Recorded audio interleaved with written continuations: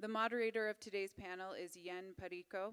Yen is a firm believer in the significant influence of the youth in creating a better future for the planet. Yen champions youth empowerment in her role as the director of CoalitionWILD, with a dedicated focus on supporting small communities and underrepresented individuals. Yen is driven to find ways for those groups who are often hardest hit by the effects of the climate crisis and biodiversity loss, and to create change where and when it is needed most. The next participant is Ralph Chami, who is co-founder of Blue Green Future. Chami has over 32 years of experience as a financial economist, with 25 years at the International Monetary Fund. He has served as a consultant for the World Bank as well as for the private sector. He is the co-founder of Blue Green Future and Rebalance Earth and holds a visiting professor positions at Williams College and University of Victoria. Ramson Karmushu is the field and research coordinator at Indigenous Movements for Peace and Transformation in northern Kenya. Ramson is a founder of the organization known as Mikia, My Indigenous Knowledge in Action, an Indigenous Maasai word meaning "don't take me away." This name reflects the mission to preserve Indigenous knowledge, akin to safeguarding our cultural libraries, which are currently at risk. Mikia serves as a reminder to traditional knowledge holders to pass their wisdom to future generations rather than letting it disappear as they journey to join our ancestors. Ramson is a member of the International Indigenous Forum on Biodiversity and a co-lead of the Resource Mobilization Committee, as well as one of the forum's key negotiators in the Convention on Biological Diversity discussions. Ramson has recently been nominated by the Secretariat of the CBD as a member of the Advisory Committee on Resource Mobilization for the recently adopted Kunming-Montreal Global Biodiversity Framework. Lastly, Sinclair Vincent is the Director and Sustainable Development Innovation of VERRA. As Senior Director of Sustainable Development Program and Innovation, Sinclair oversees the strategy, direction, and evolution of VERRA's suite of programs focused on sustainable development, including the Sustainable Development Verified Impact Standard, the Climate, Community, and Biodiversity Standards, and the Plastic Waste Reduction Standards. Sinclair leads the development of VERRA's SD Vista Nature Framework to scale investment in biodiversity conservation globally. She also leads the market development for VERRA's sustainable management program, including corporate, commercial, and government engagement, to ensure that these programs help users set and meet increasingly ambitious environmental and social goals. Stay tuned for the video. Thank you. Hello, everyone. I'd like to thank the organizers of the WILD12 conference for allowing me the chance to talk about how investing in nature could lead to a regenerative and equitable future for all involved. Where do we start this conversation? I believe we should start where we are right now. Where we are is not a good place to be. Unfortunately, the economic paradigm as we practice it today believes erroneously that the economy is divorced from nature. That erroneous assumption has led to an extractive relationship with nature, with the living nature, and where we extract with impunity and pollute with impunity. And now we know that whatever growth we have enjoyed for the past few hundred years is not sustainable, has led to a climate risk calamity, which is now feeding into a natural risk, natural capital calamity, and the two risks are feeding off each other. This has to stop. This erroneous assumption that somehow we live outside of nature needs to be changed to a new reality, which is really something we've always known, and our ancestors knew, and certainly indigenous people have always known. And that is that our economy and our society resides in nature. We are from nature, and to nature we return.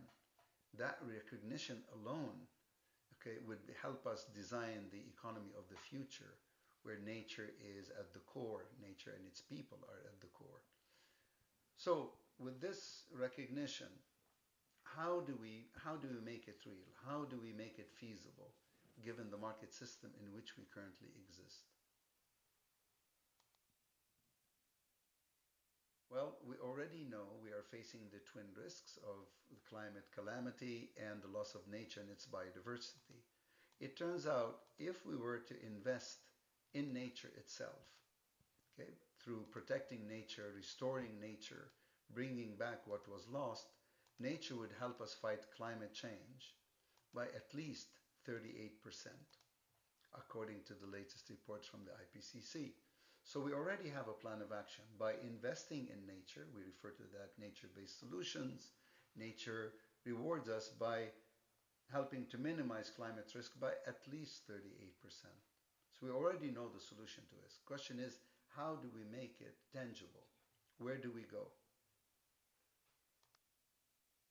Well, we have to start with what are the assets that we would need to use in order to achieve what we desire, to build a nature-based economy. It's important to understand here that it's not only land that help us to capture carbon and sequester it. It's not only trees, but also the oceans. 4/5 of the planet is water, after all. And when we talk about the oceans as a great carbon sink, we're talking really about the biological life in the ocean. The life in the ocean is what helps us to grab carbon and sequester it forever in the oceans as long as they're not disturbed.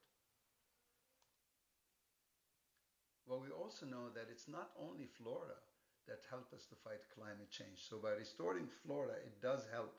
But what we also need to do is protect and restore fauna on land and in the water. This is work of Oswald Schmidt and colleagues. Published a paper about a year or so ago where they showed that wildebeests, sea otters, gray wolves, tigers, bison, fish, great whales, elephants, all of these amazing creatures are also part of the story. They help to sequester carbon on their bodies and in their environment where they operate, allowing nature itself to help us fight climate change. Here's an example of the forest elephants in the Congo Basin through the way they forage, through the way they walk, through the way they fertilize the forest. They enhance carbon sequestration in the forest between 7 and 14%. So science is telling us nature is incredibly valuable to us. Okay, not only in fighting climate change, but in terms of impact on our health and our well-being. If we want to make this case to the financial markets, to the private sector, because we need funding from them to help protect nature and restore it, how do we translate that knowledge into dollars and cents? Well, we already have a price of carbon. That price of a ton of carbon that is sequestered has moved from zero to over $100 since the agreement in Paris of 2015, where the world made commitments to fight climate change. So using that dollar amount per ton of carbon, we can go back into nature and look at the flow of carbon that's being sequestered by nature, flora and fauna, and value that service alone. Here's an example. This is work we did in the Florida mangroves, where we showed that by restoring the mangroves in the Florida Everglades, basically your income would be about 1.6 million per square kilometer. The UK salt marshes, by restoring the salt marshes of the UK, it's at least $1.5 million per square kilometer of salt marsh. The seagrass, by restoring the seagrass worldwide to what it used to be, imagine the value of the carbon that is sequestered by the seagrass is over $1 trillion. This is just carbon, because we know that seagrass and salt marshes and mangroves and others, they also enhance fish stocks. They are great defense against flooding. And when we have healthy seagrass, we have healthy coral reefs. So the value of the services by the living nature is tremendous to our economy. Coral reefs do not even capture carbon on net, but the ecosystem functions that they provide are incredibly valuable, not only intrinsically, but also financially to us. Here are a few examples of how we can value the carbon services of flora and fauna in this case. This is because we have done in 2019, 2021, and 2022, where we show that the value of the carbon sequestration services over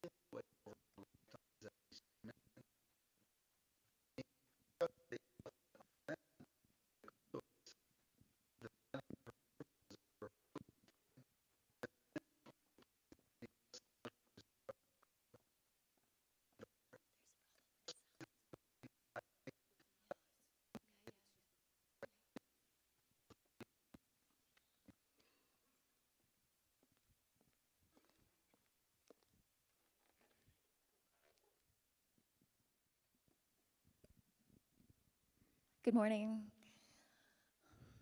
I hope everyone is having a great time at the Congress and learning a lot from our hosts and from the Indigenous partners that are here.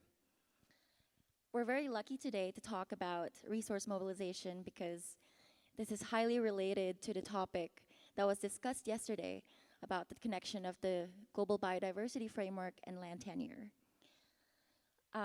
Unfortunately, the video did not capture Ralph Chami's message, but we would like to reiterate that there's value in nature, and what we want to discuss here is how can the IPLCs access this value or this assets and the profit from it.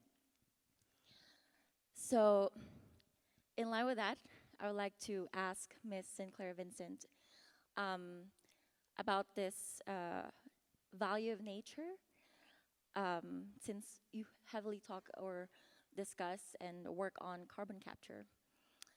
What does this mean for the IPLCs, especially about voluntary mechanisms?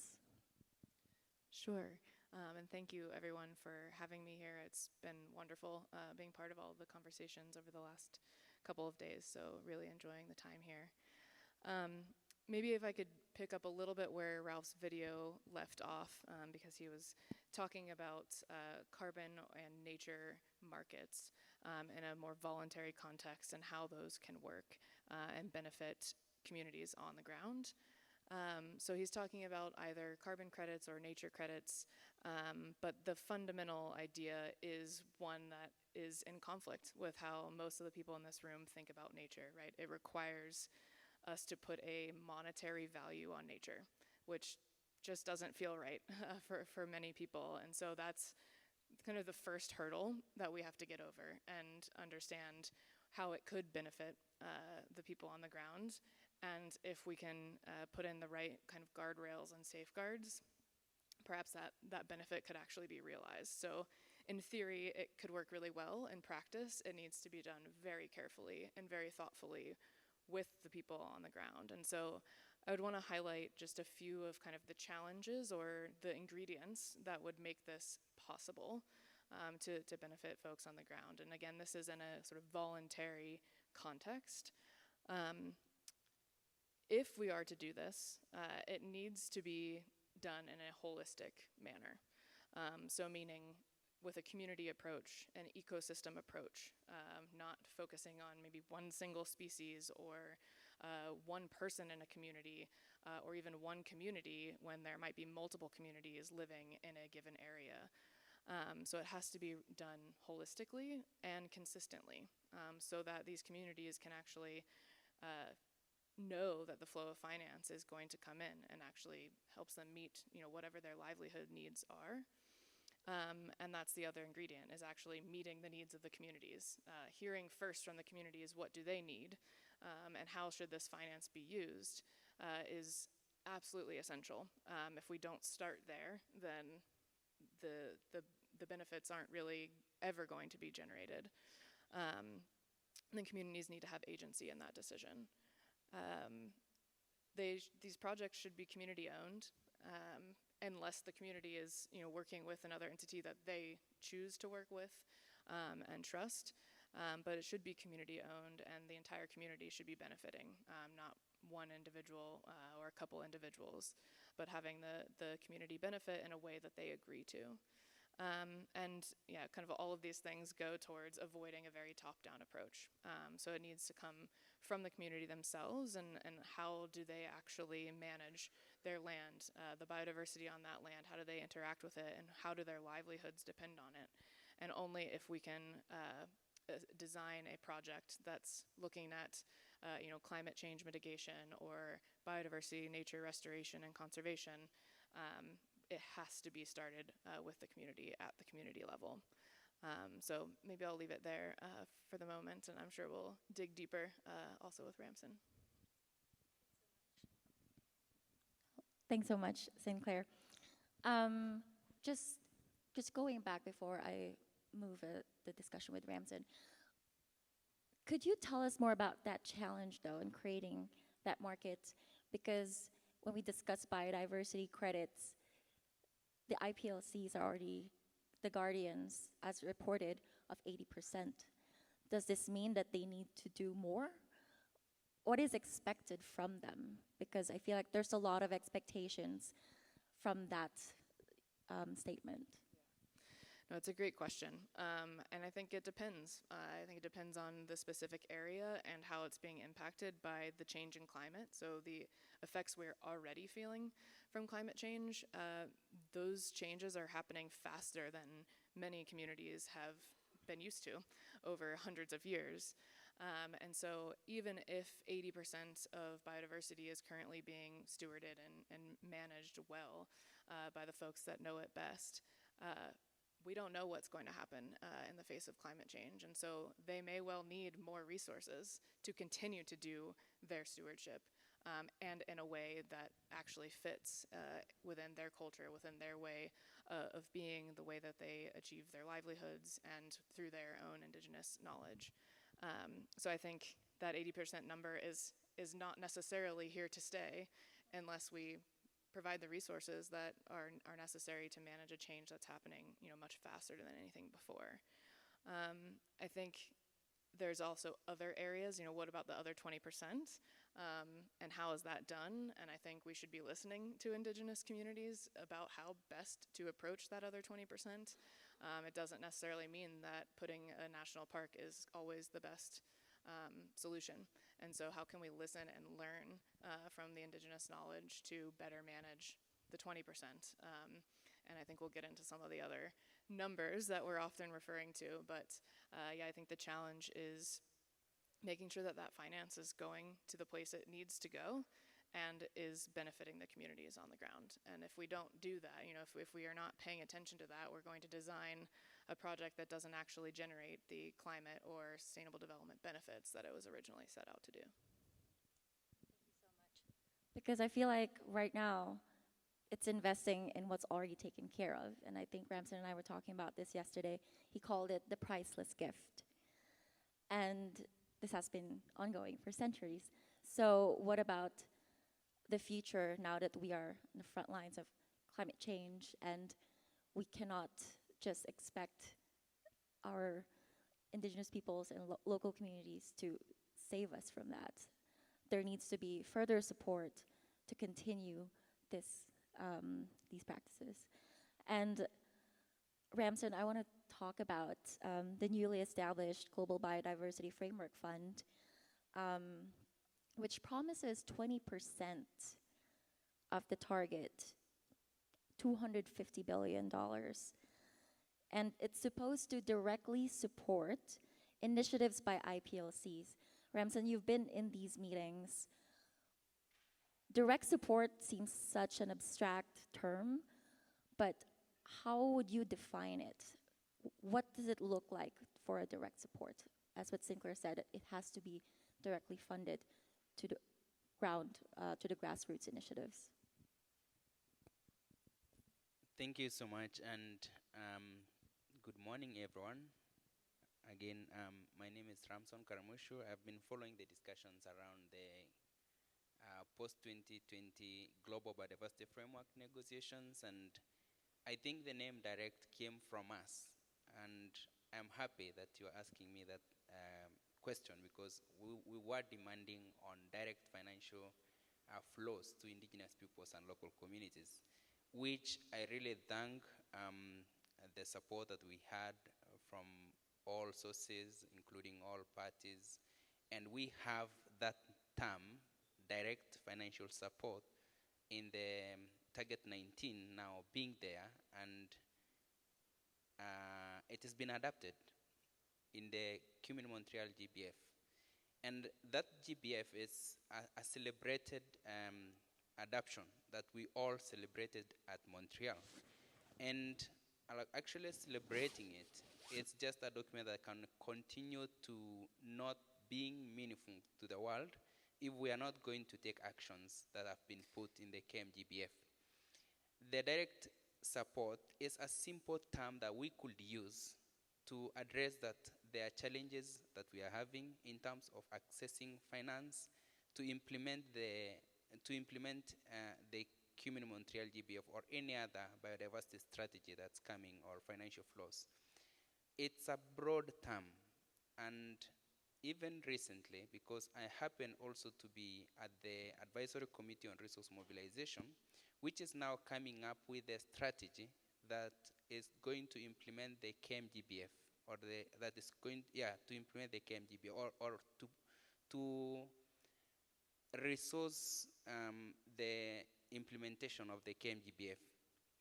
The term direct is very broad, so I think we need to go back and define what is direct, because it's a confusion that is bringing. And I will give you an example of the Global Biodiversity Framework Fund, which was one of the decisions that was created and is now with the Global Environmental Facility. And the term direct to them means that being an intermediary, Jeff works with intermediaries, and the intermediaries give funds to the indigenous peoples and local communities. To them, they term that as direct. So we still think that there is a confusion, because when we were talking about direct, it doesn't mean that we are removing all the intermediaries in between us, but we can talk about who is going to bring the financial flows to indigenous peoples and local communities. Of course, there are people or there are organizations that we know, and we have indigenous peoples organizations. We also have organizations that we have been working together, and we have a long history. We trust more than others. So if we could be given room to tell Jeff which organization, for example, to use to channel funds to IPLC, we feel like that's already a bit of direct in terms of like we have been negotiating and working together. The other thing, we still feel like it's not direct because Jeff is somewhere and there is someone in between that we don't talk to the Jeff, we only talk to this person or this organization in between us. So it cannot be direct. And in terms of the 20% aspirational share, I call it aspirational because it's written aspiration. So I think it's also a question that we are aspiring. So we are not there yet. We're just aspiring. Until when are we aspiring so that we come and implement? It's not also direct because it's there. When we were in Vancouver and we celebrated the GBFF that is there now, and there is 20% going to indigenous peoples and local communities that are stewarding biodiversity. But the question is, how is the 20% going to indigenous peoples and local communities that are stewarding nature and biodiversity? It's not also clear. It's not clear because it's not coming through every country. It's not that each and every country that is going to implement the GBFF or the NB-SUB strategy has the 20% going to indigenous peoples and local communities.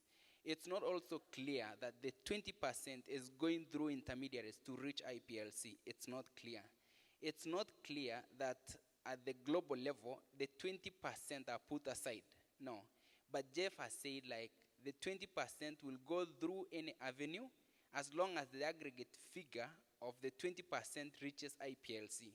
So if, for example, there's a project now going to Brazil, and 65% of that project is going to support actions by indigenous peoples and local communities, it doesn't mean that, it means to them that the 65% plus a 10% from another country, doing that calculation with the total money they are giving out is the 20% made by Jeff. So it doesn't mean that it's meaningful to each and every country. So I would say that by itself, it's not direct. We still have a long way to go if that's the strategy we are going to follow. So I would say we had our own negotiation, we had our own asks when we were talking about the KMGBF. One is inclusive financial flow to all indigenous peoples around the world. It's not about the countries where Jeff support. We also have indigenous peoples in developed countries, and that was one of the asks. It has to go everywhere. We also had an ask that there has to be inclusive in terms of ecosystems. When I saw even the presentation, when you look at some places that they are not carbon sinks, they are deserts, for example, or they are in the Arctic as ice, probably they sink a lot of carbon. But when you try to look, the way financial flows come, it's not inclusive of ecosystems.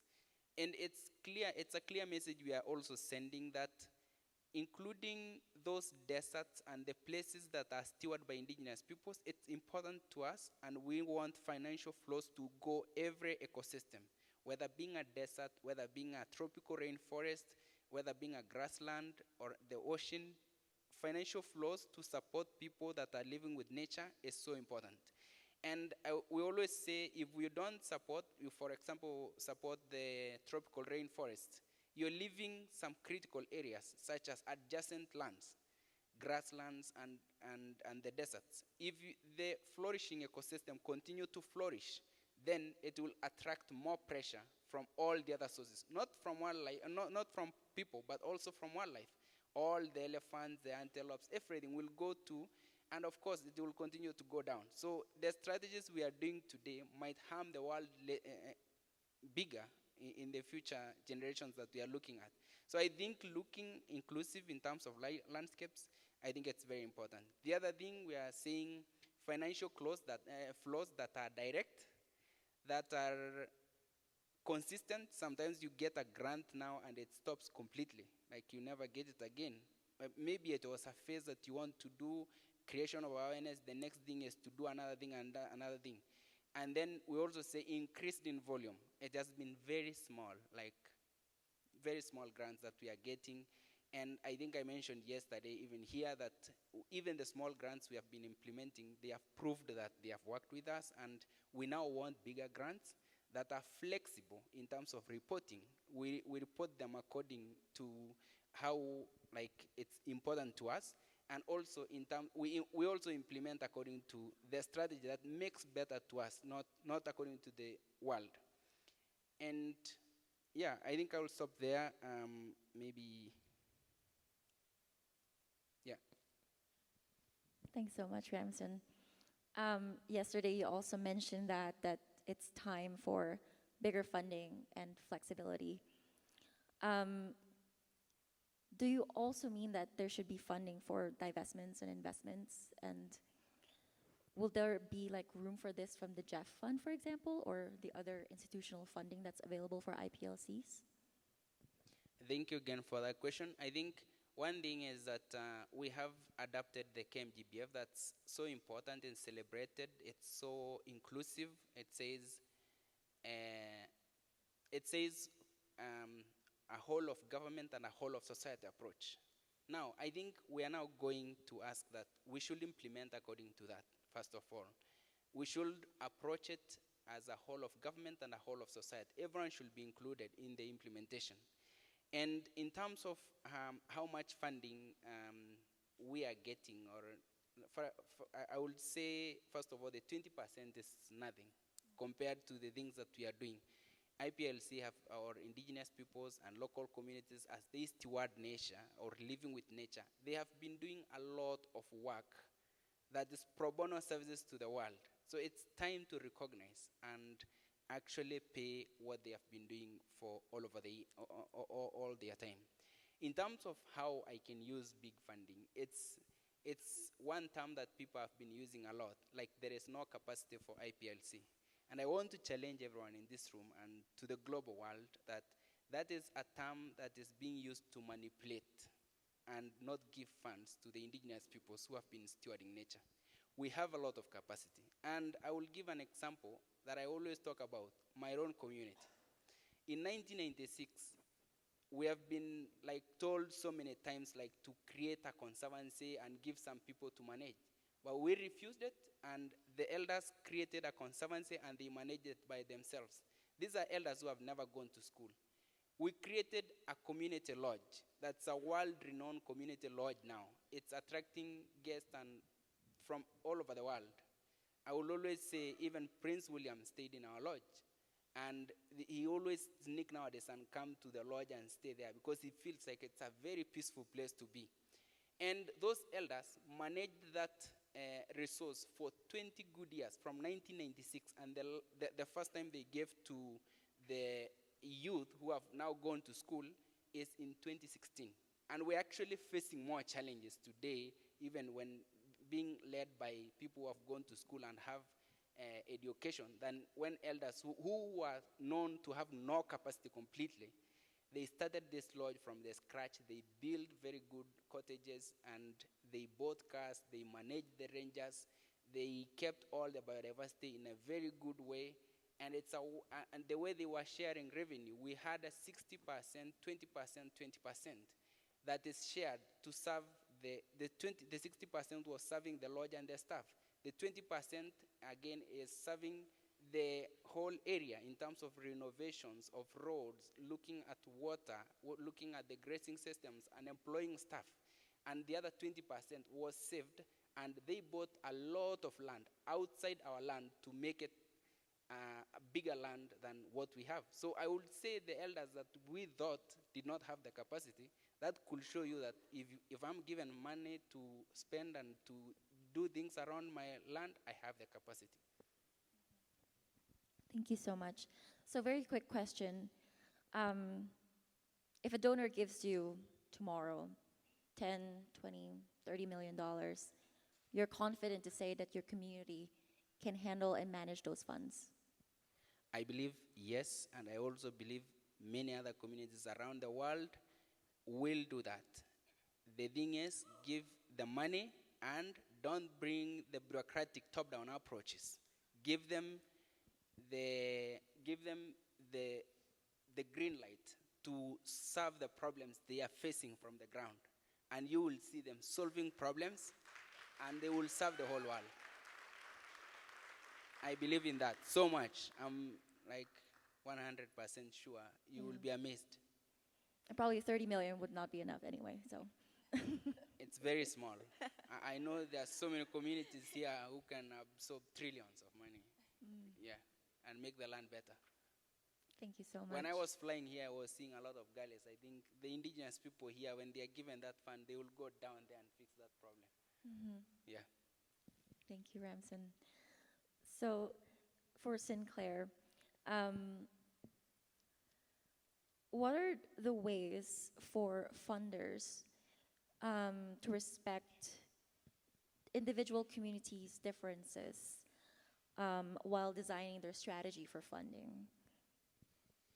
Yeah, that's another really important question. And I'd love to hear from anyone out there in the audience of what you would like funders to actually know when people like me or others are actually talking to Microsoft or Amazon or whoever the big company is that is trying to invest in climate mitigation or nature conservation efforts, because they do need to. They need to take responsibility of the impact that they have had already and will continue to have if they are to continue to operate their businesses. And so it's an education task, I would say. So yeah, people like me need to be able to kind of bridge that communication gap and help educate them of what is actually important for them to see in a project or any kind of reporting that they want to see, because of course they want to see that their dollars are resulting in something, but helping them understand what is actually important to see in any kind of simplified version of reporting is, I think, going to be crucial for us to make it into this next stage of funding, particularly under the GBF and the future of the Paris Agreement. And so understanding, this point that Ramson talks about of the communities know what they need. They know how that funding should be used. And so that needs to be then explained to the buyers. And I don't know that it's necessarily the community's responsibility to do that. There are people, I think that's where intermediaries could actually help, is help educate. Instead of having Ramson have to tell every single company in the world over and over again why this is important and why it needs to operate in this way. I think other people can help with that. And so I think, the question is, talking about give the funds and be flexible is explaining to the companies why flexibility is important, because I think it's not the way that they think. and maybe highlighting the top 3 things that they really should care about before they decide to invest in a certain project would go a long way. And I think we're starting to see that. We're starting to see more and more kind of responsibility and due diligence being done by those companies of they actually want the community benefits to be first and foremost. And yes, of course, if they are sequestering carbon more so than they were before, that's great. But it's actually even a harder sell for them inside their companies without the community benefits, without knowing that the community is involved and involved in a credible way. So we're starting to see that shift, but there's a lot more work to do, and hopefully I can help educate those buyers because it's a different thing, right, compared to the funding that may come through the GBF. The private sector funding is another bucket that is huge and needs to be distributed in much greater volumes than it is now. And so that education piece is going to be crucial. Thank you very much, Sinclair. I read something from the CoalitionWILD forum where they said that if you trust us to be the guardians of the forest, then there's no justification for you to also not trust us to be the guardians of finance. So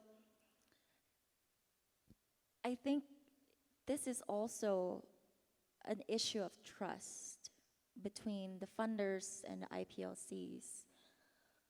Do you think yet there's progress when it comes to trust-based philanthropy? I can probably ask Sinclair first to answer this, and then Ramson can build on the discussion further. Yeah, I mean, I'll just start by saying I live in the United States and we have a major trust problem in this country. So there's a long way to go, I would say. Yeah, just in my experience, with politics, whatever it is, there's clearly a lack of trust in every facet, every component of life and the way that we live it. And so I think trust-based philanthropy is an amazing effort that we need to talk more and more about. I don't hear it very often, to be honest, in the kind of circles and spaces that I operate in. And so I think there's a huge potential. I did see a few articles recently about communities that are given just a certain amount of dollars per day and what benefits actually resulted from that compared to the way that it may be done in really intense reporting and grant funding that you're not sure if it's ever actually going to land. So I think there's a huge potential, but I would say it's not where it needs to be. And actually it's the communities that are represented here that know what trust is. So again, it's going to take some education, some communication across these different ways of thinking to actually stand behind trust-based philanthropy and what it actually looks like when you're trying to distribute those funds.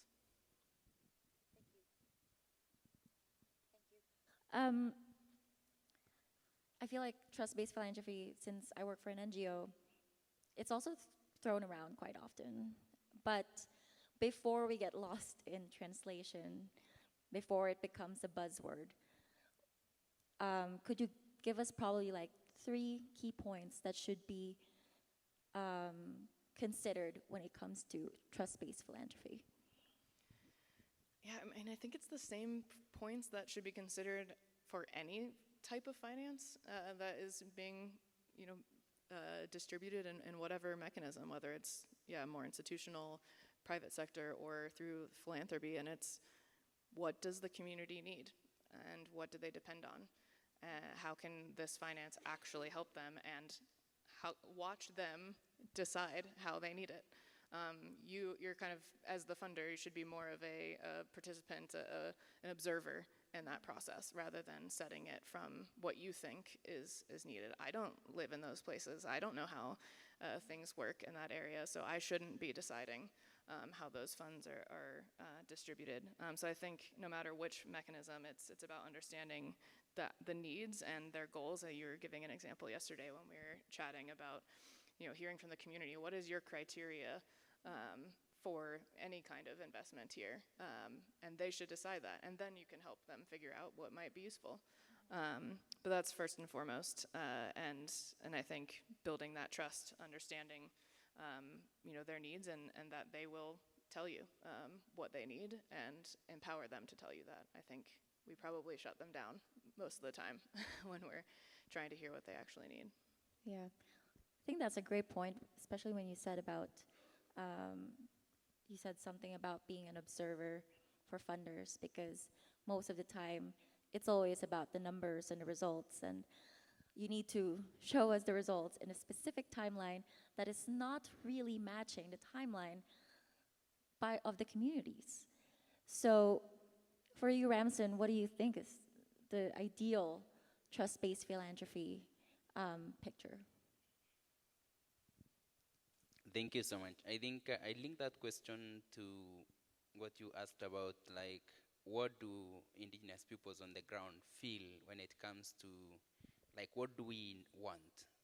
I think we will start by saying, like, any funds that's meant for indigenous peoples and is going to support our activities, I think we should be from the top level governance. Indigenous peoples, when they are, like, coming up with all the strategies of financial flows, when we are included, we can bring all the things that we feel like needs to be done on the ground from the top. So we are not going to go wrong in between. But when you exclude the indigenous peoples in the governance of these funds, it will continue to have problems of how it flows and how it goes, and the amount of funds that reaches the ground and how it's being managed. And I think the other thing is all about trust. When the money is coming, someone is setting a fund. They're already thinking that because there is no capacity on the ground, there should be intermediaries in between to implement on the ground. And I think that's where we go wrong. Instead of trusting the person who have been doing all this work on the ground, you want to bring an external person to come and implement. We go wrong because when you come, we will stay aside and we will be thinking like, this is your project, and it's never community owned. Whenever you live with your project, because we never owned it. Maybe you are solving our problem number 20 when we have our problem number 1. So sometimes there's no prioritization in terms of how community feel like these are the things that we want to do. And I will give an example of a project known as Reversing the Flow, which is from the Dutch government. And after the Paris Agreement, they thought, oh, so finance needs to go to the ground. So it's reversing the flow not in terms of water, but it's reversing the flow in terms of how financial flows and how we generate information to serve the projects. And they identified indigenous people's organizations in the country level. And when they identify you, they just tell you that we have $100,000 euros, which is, no, €1 million. And we want this money, at least 80%, to serve the communities on the ground. How you're going to do that is tell them that this project is focusing on environment and tell them to come up with some of the issues that they want to solve. So the issues that were coming were from the community. We did not even expect that, oh, this was number 1 problem that they wanted to solve than this other problem that we could see from externally. They were also like astonished, like when you are thinking of doing so many things on the landscape, they are thinking on planning, they are thinking on grazing plants. And when you ask them, they say plants and animals and wildlife, they stay together. So we want to create more room. We want to eradicate opuntia and so many other invasive species. And at some point, there is actually an elder who said, you know, there are people who are teaching us how to live well with wildlife. And I think they are wrong, because sometimes we hear where they come from. There is no even wildlife. So they have never stayed with an elephant. They don't know how to stay with an elephant, and they are telling us how to stay with an elephant. This is wrong. They should come sit here and listen to us. We tell them how to stay with an elephant. Sometimes when we talk about like solving the problems like we have with conflicts, human-wildlife conflicts, sometimes it's a top-down approach where we create fences. You create barriers between us and wildlife. That's a very wrong approach, because with the brothers and sisters who have been staying together, now you're colonizing them and putting them somewhere and leave us on another room. And the land we have been rooming together, now we can't interact. They are our brothers. You should release them to come. And so we have priorities. We have things that we can do together. And then there are also things that we become so mean when we interact with nature. Sometimes when we say we provide water for the community, we forget that the water we used to use before, we used to use water together with wildlife. We did not have special water for people and another for wildlife. When I water my livestock, I leave the well open for the elephants to come, they drink that water, they close. I'm not tired. Tomorrow I will come and scoop it again and give my livestock, and I will leave the trough with some water for the small wildlife like rabbits and those gazelles, so that they don't fall into the well and die. But today, we create water, like we say, we want to serve this community with water. We give them water, and then we put an electric fence around. That's shameful, and we are becoming so mean. And when we also create for wildlife, we just give them. So we are trying to separate. But I think for indigenous people, we are the most inclusive society that thinks about everything that we are living together with. When I think about my water, I think about the water for the other side, the wildlife, that no one else think about. When you think, we are dividing nature nowadays in a way that we want to protect nature, and we separate it from the people. It's not separated. It should be treated the same. Our water should be all of us water. Our grass should be all of us. Our salt, which are the salt licks in the forest, not the salt lick from the town. There are so many things that are happening that are very top-down approach, and they will affect us quite a lot.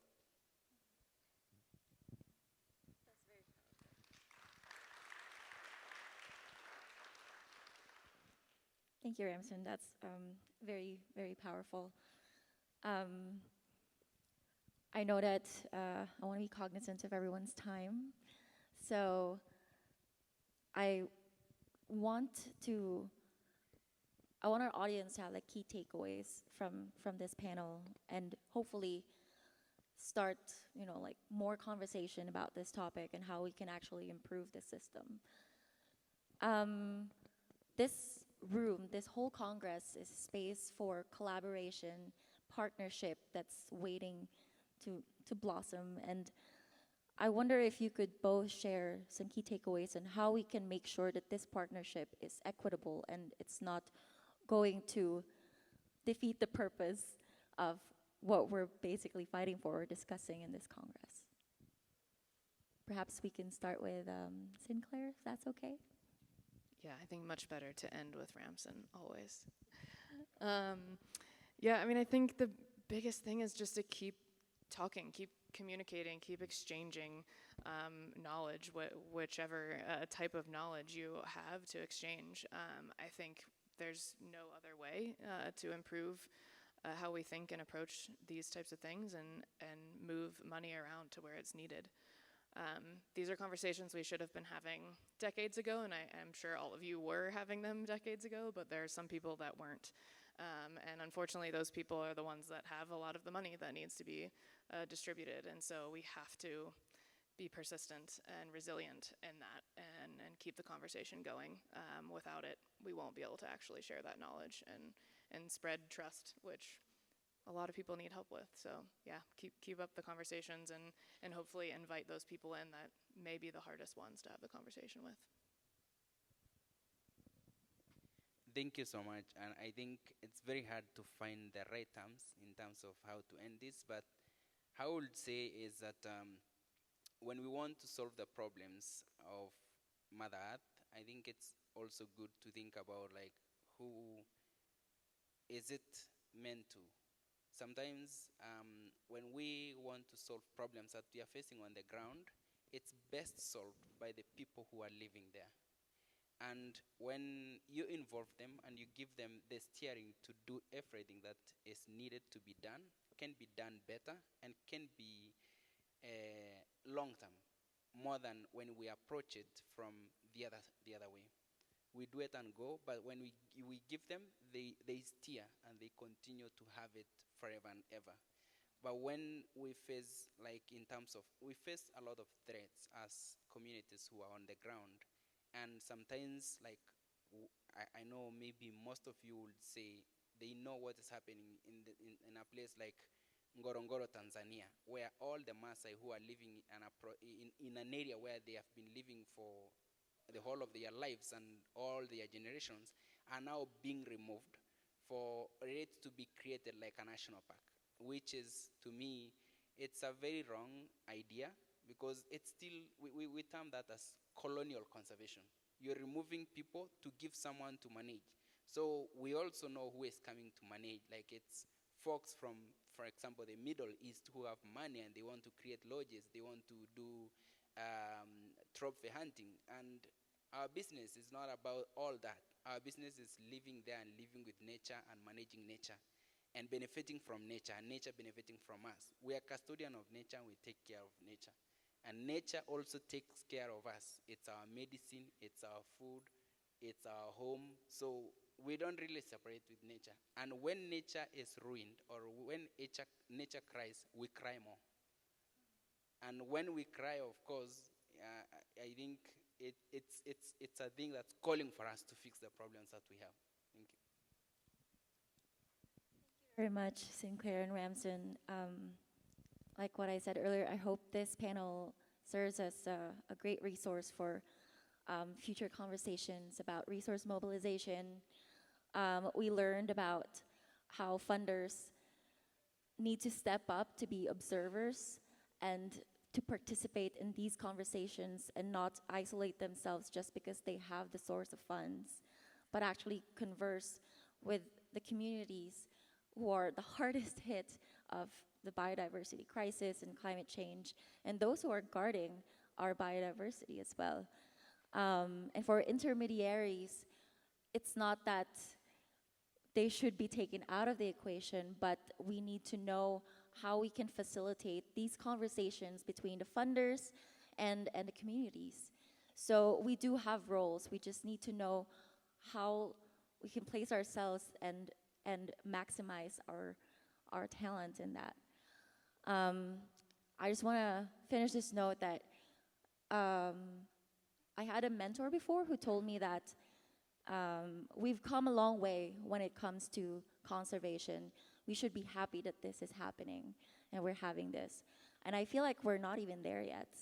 I feel like we need to keep on fighting. We need to keep on having these conversations because, yes, 40 years ago or 50 years ago, we probably wouldn't have this panel or something, but doesn't mean that we should be complacent and that we just stop having these conversations and we implement things that is not community-based, it's not indigenous-led, because we do know that we need to learn a lot more from them. So thank you very much for listening to this discussion, and if you have any questions, I'm pretty sure you'll see Ramson in the Congress and Sinclair as well. Thank you.